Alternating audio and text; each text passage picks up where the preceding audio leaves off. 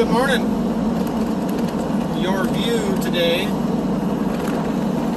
is US 87 South, Texas. Driving by a lot of cotton fields. Yeah, so I'm on my way to Amarillo, and then tomorrow morning I'll be down in San Antonio. And so it's like the flip-flop of that George Strait song, Amarillo by morning, up from San Antone. I'll be Amarillo this afternoon and San Antone tomorrow morning. So that's kind of cool. Beautiful drive. Yeah. Spent the night up at a little teeny truck stop in Clayton, New Mexico. Very close to the Texas border, the Texas Panhandle. Truck stop had, like, I think, room for 6 trucks to park. And by the grace of God, I had one little spot, and I squeezed my 53-foot long butt in there and shut her down for the night. Slept like an old telephone pole. Yeah, a retired telephone pole, I should say. So, coming up on my home time, where I'll spend a chunk of time at home.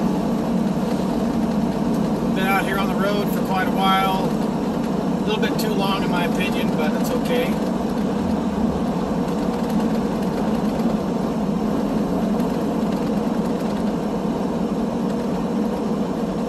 Sure is beautiful.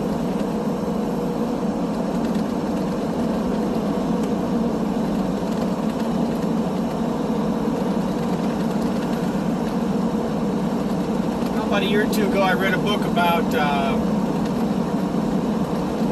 cattle genealogy. Genealogy is not the word. It has to do with breeding and developing the right kind of cattle for whatever the product needs are, whether it be dairy or meat, beef. There used to be a ranch up here on the northwestern side of the Texan Panhandle. I think it was the Bar X Ranch. And they had 4 million acres of fenced property for their cattle. And the owner, before he owned the land, he's a construction man, a developer, and he worked out an arrangement with the state of Texas that he and his company would build the state capitol building in Austin in exchange for a large parcel of land up in the Panhandle of Texas. So that's all. You know, the state capitol was built, and this man was, in exchange, paid with the deed for 4 million acres in the northwestern aspect of the Texan Panhandle. And, I'm not sure if the ranch is still in existence. It certainly is not a 4 million acre ranch anymore. But for a while there was the largest ranch on the planet. Fenced. 4 million acres of, and then all the fencing to go around it. Man, full-time job for a team of people to just keep the fence up and running. Yep.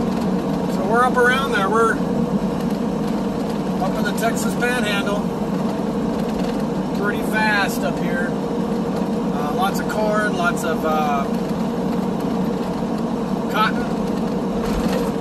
cattle, mainly beef cattle, looks like. There's a store I'm hoping to stumble across up ahead of me. It's called Everything Bison. And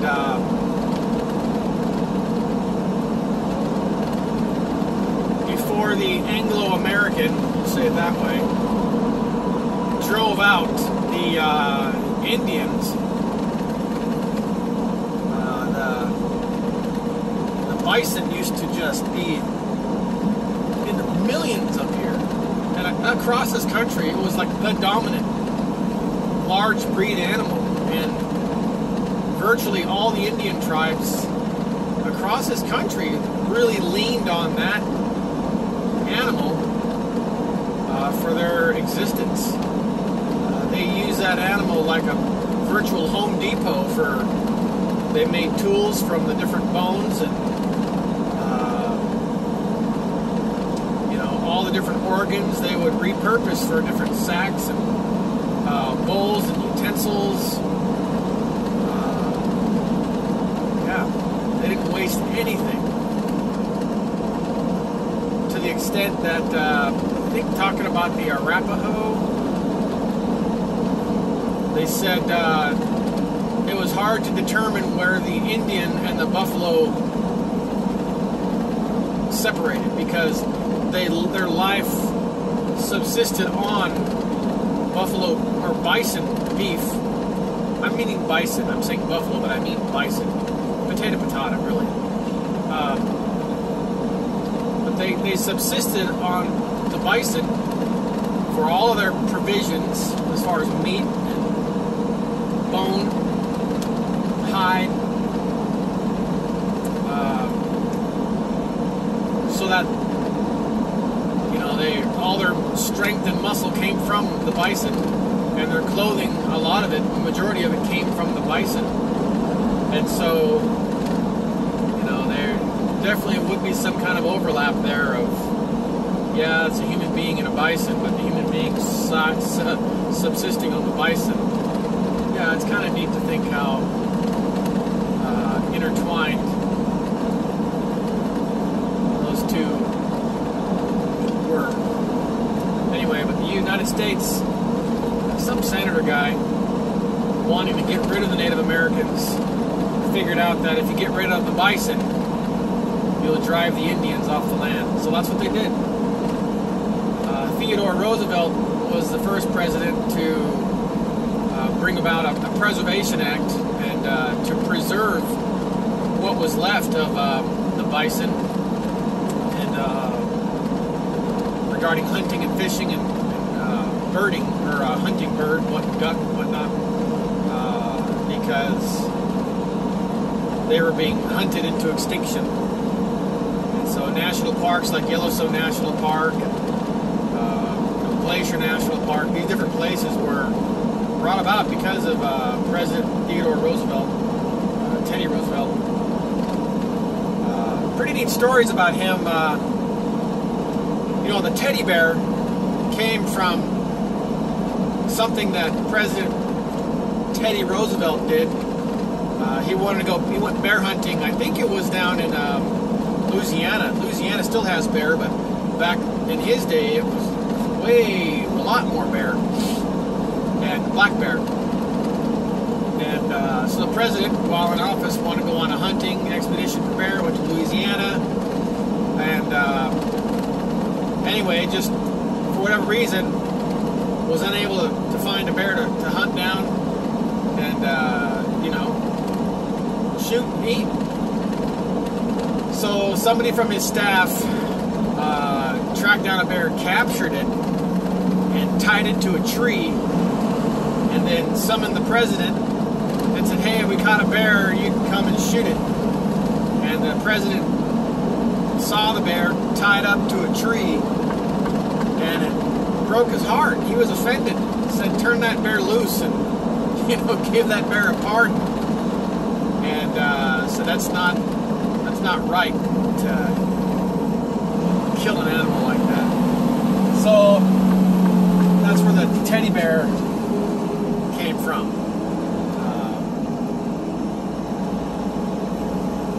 President Theodore Roosevelt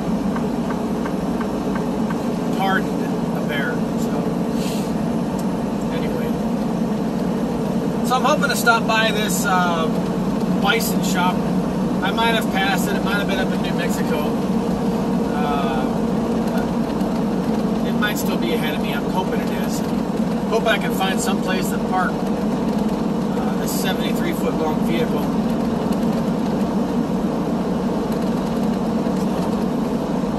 Anyway, if you haven't been to a national park in your life, you need to go. Yellowstone Glacier National Park. I think that's in Montana. You know, there are national parks pretty much in every state. And I know retired people make it I guess you could call it a hobby or a mission or just an endeavor to visit all the national parks in their RV. I think that's a beautiful plan. I love that. It's a great way to see this country and, you know, pray over it as you go. So, yeah.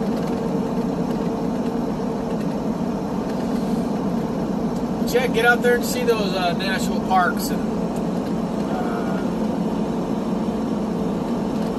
this country's had some great presidents. Teddy Roosevelt's one of them, man. So, my mom requested I not get into politics. So, out of deference to her, I will not start comparing presidents. We've had some great presidents. We've done great things to benefit not only natural resources, but you know, his constituents as well.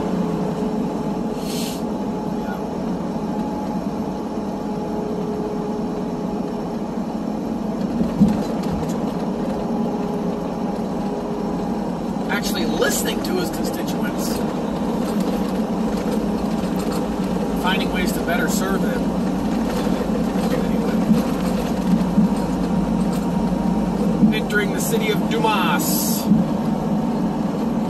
Dumas. D-U-M-A-S. I'm wondering if my little bison destination is here.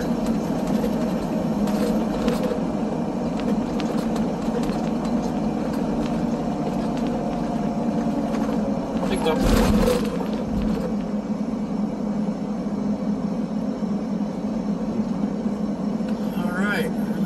Wendy's. Take a right at Wendy's. That's my landmark. Driving by memory right now. I drove this road many times when I was a student driver with my mentor, whose trucker name is Voodoo Ron. Really nice guy.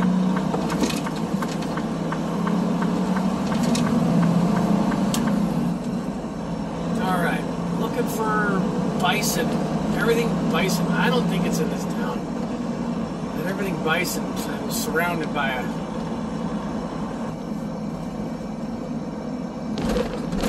don't know. I should... You know... Map it up. Search it up. Probably not safe driving, but searching for a business at the same time. Alright. I gotta get. Talk to you later. Bye.